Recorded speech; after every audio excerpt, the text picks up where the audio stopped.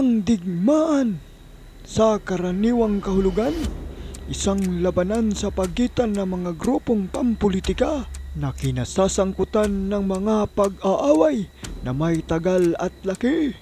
Ang iba ay itinuturing nila ang digmaan bilang isang institusyon na kinikilala sa kaugalian o sa batas. Ang mga armadong labanan ng mga makapangyarihang estado laban sa mga nakahiwalay at walang kapangyarihang mga tao ay karaniwang tinatawag na pasifikasyon, militar na ekspedisyon o eksplorasyon. Subalit, sa mga maliliit na estado, tinatawag itong interbensyon o represal, at sa panloob na grupo, rebelyon o insureksyon. Ang mga ganitong insidente, kung ang paglaban ay sapat na malakas o mahaba, ay maaaring umabot sa antas na karapat-dapat sa pangalang digmaan. Sa huling bahagi ng ika-20 siglo, sa mga sumunod na pangyayari ng dalawang digmaang pandaigdig at sa ilalim ng banta ng nuklear, biolohikal, kimikal na holokwasto, mas marami ang naisulat tungkol sa paksa kaysa dati. Ang mga pagsisikap na maunawaan ang kalikasan ng digmaan upang makabuo ng ilang teorya tungkol sa mga sanhi, pamamahala at pagpigil nito ay may malaking kahalagahan, sapagkat ang teorya ay humuhubog sa mga inaasahan ng tao at tumutukoy sa pag-uugali ng tao. Ang pagsusuri ng digmaan ay maaaring hatiin sa ilang kategorya: ang mga philosophical, political, ekonomiko, teknolohikal, legal, sosyologikal at psikolohikal. Ang mga pagkakaibang ito ay nagpapakita ng iba't ibang pokus ng interes at ang iba't ibang kategoryang analytical na ginagamit ng theoretician.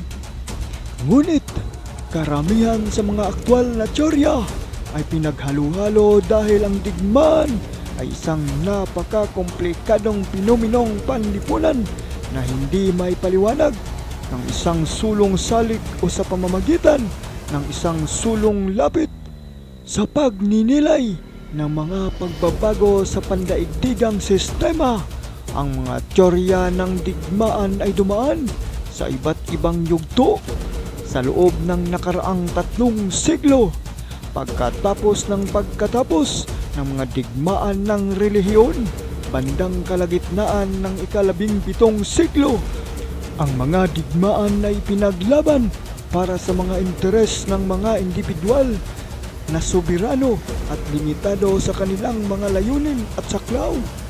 Ang sining ng mga estratehiya, ang sitwasyon ay nagbago ng lubusan sa pagsiklab ng Rebolusyong Pranses na nagpalaki sa laki ng mga puwersa mula sa maliliit na profesional na hukbo patungo sa malalaking hukbong konskripto, at pinalawak ang mga layunin ng digmaan sa mga ideal ng revolusyon, mga ideal na umakit sa masa na napapailalim sa konskripsyon, sa relatibong kaayusan ng post-Napoleonic sa Europa. Ang pangunahing daloy ng teorya ay bumalik sa ideya ng digmaan bilang isang makatuwiran, limitadong instrumento ng pambansang patakaran.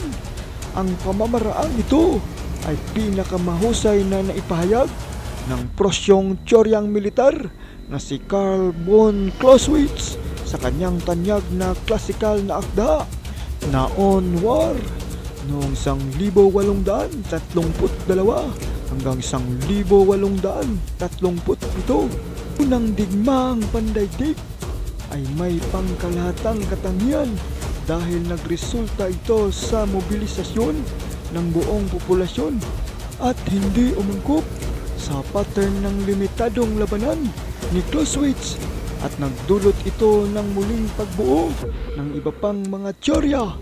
Hindi na nila itinuring ang digmaan bilang isang makatwirang instrumento ng patakaran ng Estado. Ang mga teorya ay naniniwala na ang digmaan sa kanyang pagkabuo at kabuuang anyo, kung itinuturing pa rin bilang isang pambansang instrumento ng Estado, ay dapat isagawa lamang kung ang pinakamahalagang interes ng Estado na may kinalaman sa kanyang mismong kaligtasan ay apektado.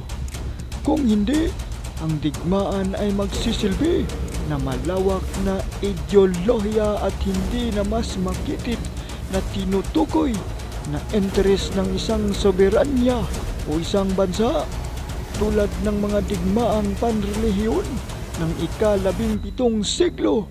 Ang digmaan ay nagiging bahagi ng malalaking plano tulad ng pag-akyat ng proletaryado sa komunistang eskatolohiya o ang doktrina ng Nazi tungkol sa isang lahing nangibabaw. Ang ilang mga teoretiko ay umabot pa sa puntong tinatanggihan ang anumang makatwirang katangian ng digmaan. Para sa kanila, ang digmaan ay isang kalamidad at isang panlipunang sakuna, maging ito man ay dulot ng isang bansa sa isa pa o naiisip na dulot sa sangkatauhan bilang kabuuan. Ang ideya ay hindi bago matapos ang mga digmaang Napoleonic. Ito ay inilarawan halimbawa ni Tolstoy sa huling kabanata ng War on Peace noong 1865 hanggang 1869. Ang ikalawang digmaang pandaigdig at ang kasunod na pag-unlad ng mga sandatang pampinsala ay nagpalala sa pangangailangan na maunawaan ng kalikasan ng digmaan. Sa isang banda, ang digmaan ay naging isang mahirap lutasin na panlipunang phenomenon. Ang pag-aalis nito ay tila isang mahalagang kondisyon para sa kaligtasan ng sangkatauhan. Sa kabilang banda, ang paggamit ng digmaan bilang isang instrumento ng patakaran ay sinadyang ginawa sa isang hindi pa nagagawang paraan ng mga nuclear na superpower tulad ng Estados Unidos at ang Soviet Union. Ang digmaan ay mananatiling isang matinding ngunit makatuwirang kasangkapan sa ilang mga limitadong mga labanan tulad ng mga laban sa pagitan ng Israel at mga bansang Arabo. Ang pag-iisip tungkol sa digmaan sa makatwid ay naging lalong mas naiiba dahil kailangan nitong sagutin ang mga tanong na may kaugnayan sa napakaibang uri ng labanan. Makatwirang tinukoy ni Clausewitz ang digmaan bilang isang makatwirang instrumento ng patakarang panlabas, isang kilos ng karahasan na nilalayong pilitin ang ating kalaban na tuparin ang ating kalooban.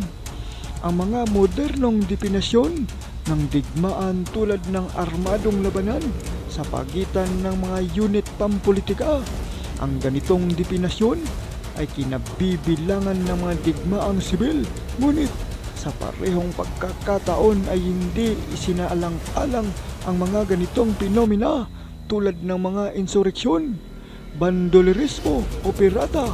Sa wakas, ang digmaan ay karaniwang nauunawaan na sumasaklaw lamang sa mga armadong labanan na isang medyo malaking sukat.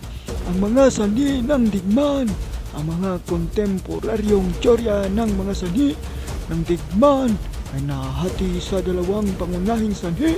Ang isa ay nagtataguyod na ang digmaan ay dulot ng ilang likas na biyolohikal at psikolohikal na mga salik o pag-uugali, habang ang isa naman ay nagtataguyod na ito ay dulot ng ilang sosyal na ugnayan at institusyon.